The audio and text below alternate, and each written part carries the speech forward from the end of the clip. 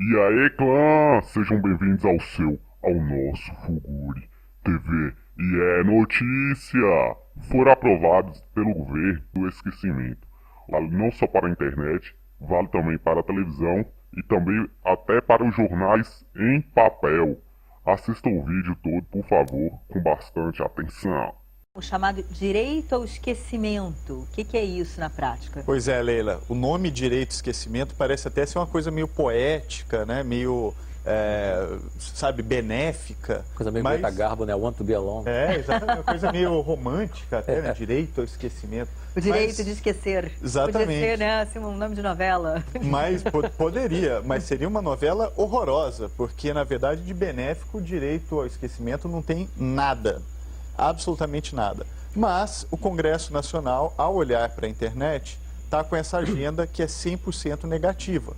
Ele só olha para a internet como se a internet fosse um antro de perdições e quer saber só de repressão, controle e até censura. Então o que está acontecendo? Tem um novo projeto de lei que estava pautado para ser votado esta semana, que é o PL 1676, do deputado Vital do Rego, do PMDB, e relatado pelo Fábio Souza, do PSDB de Goiás. E esse projeto cria no Brasil essa ideia do direito ao esquecimento. O que significa isso? O projeto diz que qualquer conteúdo que seja ofensivo à honra pode ser removido sem ordem judicial da internet. Então, um exemplo mais clássico disso é um político que se sente ofendido na sua honra. Alguém fala que ele tem, por exemplo, conta na Suíça, ele fala, opa, ofendeu a minha honra. Na hora, ele vai lá, notifica o site, notifica o provedor, e o provedor, se esse projeto for aprovado, é obrigado a remover aquele conteúdo sem ordem judicial. O critério é a própria pessoa que subjetivamente considera qualquer coisa como ofensivo? Perigo, hein? Própria pessoa, galera, isso que você falou é muito importante, porque a ofensa, ela é subjetiva. Claro. Então, o que é ofensivo para um pode não ser ofensivo para outro. E, além disso, você precisa de um juiz. Qualquer tipo de critério. Exatamente. O juiz tem que ser chamado para analisar o que é uma coisa ou outra. Senão você está violando liberdade de expressão. Por exemplo, se puserem lá, Leila, você é baixinha, eu posso me sentir Poderia. ofendida. Você pode falar, estou ofendida, manda tirar. Galera careca. Exatamente. Ronaldo usa barba, aí vai lá e tira. Então, a ofensa é algo muito subjetivo. E outra coisa é que várias ofensas não são ilícitas. O que é ilegal é calúnia, injúria e difamação. E isso está muito bem definido no Código Penal, não pode fazer, é crime, mas falar mal, criticar, expor, isso faz parte da democracia.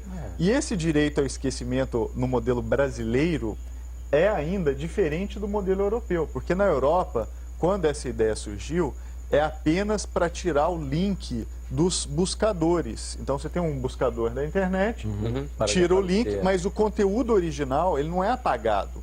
Agora, no modelo brasileiro, que é esse que está sendo proposto pelo projeto de lei 1676, a ideia é ir lá e dar uma borracha na mão dos políticos, sobretudo, que é quem mais se beneficiam disso, e apagar a sua história, o seu, vamos dizer, a sua trajetória. Ronaldo, isso é relacionado apenas à internet ou também, por exemplo, um veículo, um jornal, que tem publicação em papel e uma publicação na internet? Ser obrigado a pagar dos seus arquivos na internet, sim, mas o jornal poderia ser publicado, ou rádio, ou TV? Então, poderia... a lei ela é tão ambiciosa, Galeno, no sentido de querer controlar, que vale não só para a internet, mas para o que a lei chama de comunicação social. Isso inclui jornais, TVs. Então, o jornal teria que apagar o arquivo do jornal. Que loucura E na América Latina, isso é tão absurdo. Tem um advogado argentino chamado Eduardo Bertoni, que ele fala que o direito ao esquecimento é uma ofensa à história da maioria a memória, dos países, né? A memória da sociedade. da América Latina, claro. que é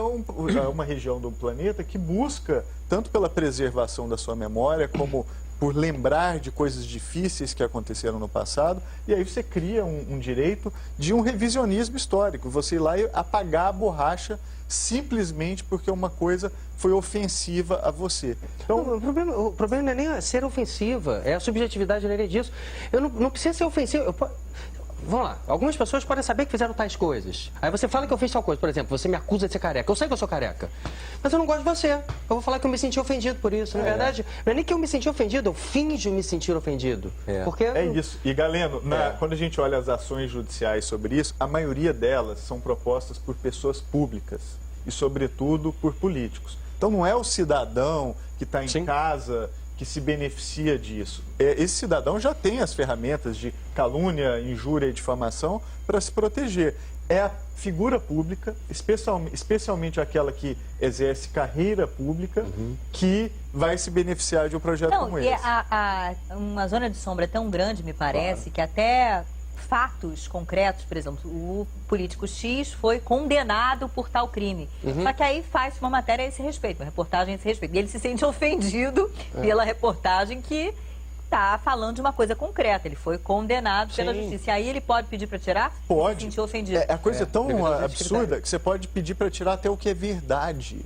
Então, isso, por exemplo, é um fato. Às vezes a pessoa foi condenada por alguma coisa e isso é verdade. Aí ela se sente ofendida, vamos dizer, se aquilo aparecer em algum lugar, e aí você tira. Então, é importante dizer... Um apêndice disso, Ronaldo, incluiria também a ironia ou o humor, por exemplo, se o cara interpretar errado? Para humoristas. Então, Leão, pro humorista, para quem é humorista, para quem faz humor, isso é terrível, porque o humor, ele fica na margem ali, né? O humor, ele trabalha com essas questões que são de cutucar, de criticar. Essa é a essência do humor. Então, para quem é humorista, isso é um grande problema. E a outra coisa é que a pessoa privada tem que ter sua privacidade protegida. Agora, a pessoa pública, ela tem que ter a sua vida, especialmente quem exerce cargo público, aberto para a sociedade. Então, isso faz parte da profissão. A pessoa que quer ter uma vida privada, recolhida, não se candidate, então, a um cargo público. Porque, ao se candidatar, você está sendo exposto. Então, esse ponto e esse tipo de projeto faz parte dessa agenda negativa que o Congresso Nacional, infelizmente, resolveu adotar. Por que o Congresso não faz uma agenda positiva, né? Para usar a internet para criar empregos, para gerar desenvolvimento, inovação? Aposto que teria um grande apoio da sociedade brasileira. Mas, pelo visto, eles não estão muito preocupados com o que a gente está pensando, não. E vocês não podem esquecer disso daí nunca. Isso daí tem que ser divulgado, tudo. Tem que divulgar de todas as páginas aí, compartilhar de tudo que você vê, que você gostar. Tem que compartilhar, não pode segurar a informação, não importa de onde seja, entendeu? Porque você está divulgando a informação. E eu vou encerrando por aqui. Falou! Fui!